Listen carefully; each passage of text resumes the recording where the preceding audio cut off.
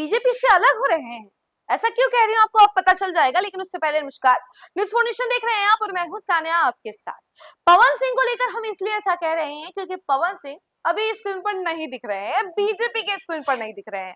अब देखिए कि बीजेपी के इतने बड़े बड़े कार्यक्रम हुए, लेकिन पवन सिंह का नाम और निशान ही नहीं दिखा। पवन सिंह जैसे कि स्क्रीन से गायब ही हो गए हो, बीजेपी के पूरे इस शेड्यूल से, इस पूरे लिस्ट से ही कहीं गायब हो गए हो। एक समय था जब बीजेपी का जब भी कोई कार्यक्रम होता था तो पवन सिंह वहां पहुंच जाया करते थे, अपने आप को सच्चा सिपाही बताते थे, भगवा रंग में पूरी तरीके से रंगे हुए नजर आते थे और अक्सर हर कार्यक्रम में जाकर वो गाना गाते थे। और आपको तो मालूम ही है कि उन्होंने एक गाना भी गाया, जोड़ी मोदी नीतीश के हिट हुई और ये गाना भी खूब बजा।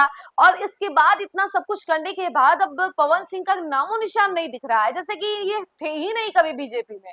अब देखिए कि आपको इसलिए ऐसा हम बता रहे हैं क्योंकि जब बंगाल में कार्यक्रम हुआ, सभी बड़े बड़े नेता पहुंचे थे, वहां पर पवन सिंह का कोई नामो निशान नहीं। और यहाँ पर पटना में भी कार्यक्रम हुआ था, मंत्रिमंडल विस्तार हुआ था, उस समय भी पवन सिंह का कोई नामो निशान नहीं था। पवन सिंह थे ही नहीं, इतने बड़े बड़े नेता पहुंचे हुए थे, लेकिन पवन सिंह कहाँ थे, ये बात खूब चली, खूब चर्चा हुई कि आखिर पवन सिंह क्यों नहीं आ रहे हैं। तो कहीं ना कहीं अब ये बात भी चल रही है कि बीजेपी ने शायद तक अब पवन सिंह को दरकिनार कर दिया है, साइड वे का रास्ता दिखा दिया है, क्योंकि जब तक काम था तब तक तो पवन सिंह आगे थे, लेकिन अब जब वो बागी हो गए हैं तो धीरे धीरे करके साइड किया जा रहा है। ऐसा हम नहीं बल्कि सूत्र बताते हैं। चलिए हम आपको थोड़ी जानकारी विस्तार से बताते हैं। सियासत में जब सितारे बागी हो जाए तो पार्टियां अक्सर उन्हें दूर कर देती है। कुछ ऐसा ही इस समय भोजपुरी के पावर स्टार पवन सिंह और बीजेपी के बीच देखने को मिल रहा है।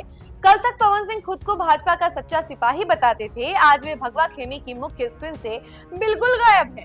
चाहे पश्चिम बंगाल के चुनावी रण से दूरी हो, जहाँ बाकी भोजपुरी दिग्गजों ने धुआंधार प्रचार किया, या फिर बिहार में सम्राट चौधरी की कैबिनेट के ऐतिहासिक शपथ ग्रहण समारोह से उनका नदारद रहना, चर्चाएं अब बहुत तेज हैं।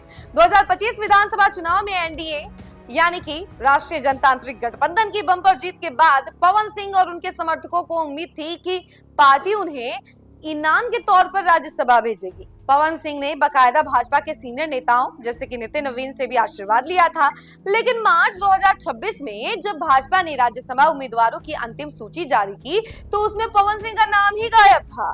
इसे पवन सिंह को बड़ा झटका माना गया। अब आपको बता दें कि तब टिकट नहीं देने का अंदर खाने तर्क भी दिया गया था। भाजपा के कोटे में 2 सीटें आई थी, इस पर पार्टी ने राष्ट्रीय अध्यक्ष नितिन नवीन और शिवेश राम को कैंडिडेट बनाया है।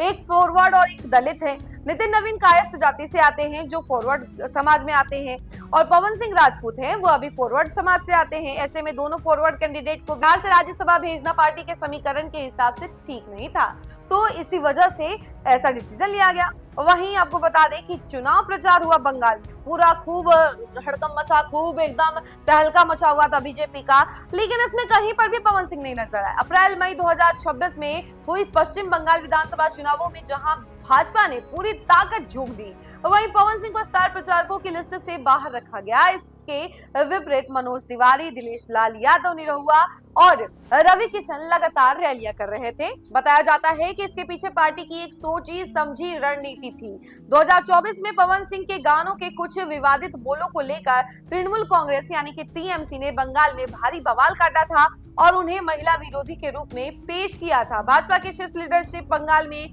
कोई रिस्क नहीं लेना चाहती थी। पवन सिंह को बुलाने से महिला वोट बैंक के बिदकने का खतरा भी था, इसलिए उन्हें प्रचार प्रक्रिया से पूरी तरह से दूर रखा गया, उनको काट दिया गया। और मई 2026 में नीतीश कुमार के राज्यसभा जाने के बाद जब बिहार में बड़ा बदलाव हुआ तो सम्राट चौधरी ने नए भाजपा मुख्यमंत्री के रूप में शपथ ली, तो पटना के इस आयोजन में भी पवन सिंह नजर नहीं आए। जबकि 20 नवंबर 2025 को जब नीतीश कुमार ने मुख्यमंत्री पद की शपथ ली थी तब पवन सिंह थे और मनोज तिवारी भी थे और खूब माहौल भी बनाया गया था, खूब गाना बजाना हुआ था। 9 मई 2026 को सम्राट चौधरी के कैबिनेट का विस्तार हुआ। इस दौरान भी पवन सिंह को आमंत्रित नहीं किया गया, वह इस कार्यक्रम से काफी दूर रहे। सोशल मीडिया पर करोड़ों की फैन फॉलोइंग रखने वाले पवन सिंह, जो आमतौर पर हर नेता और महापुरुष की जयंती पुण्यतिथि पर पोस्ट करते हैं, उन्होंने बिहार की नई एनडीए सरकार और सम्राट चौधरी को मुख्यमंत्री बनने की औपचारिक बधाई तक नहीं दी। 15 अप्रैल को सिर्फ एक पोस्ट किया जिसमें लिखा था, सम्राट चौधरी को भाजपा विधायक दल का नेता चुने जाने की बधाई और शुभकामनाएं। यानी कि एक तरीके से वो भी बीजेपी से हटते हुए नजर आ रहे हैं, एकदम साइड साइड रह रहे हैं, और दूसरी तरफ बीजेपी भी उन्हें कहीं पर भी आमंत्रित नहीं करती है, उन्हें बुलाती ही नहीं है, साइड किक कर दिया गया है।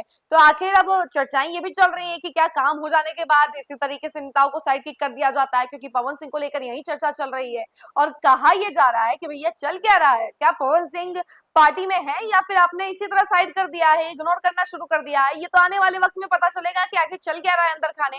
लेकिन फिलहाल इस खबर में इतना ही। ऐसी तमाम अपडेट के लिए जुड़े रहे हमसे और देखते रहे न्यूज़4नेशन। धन्यवाद।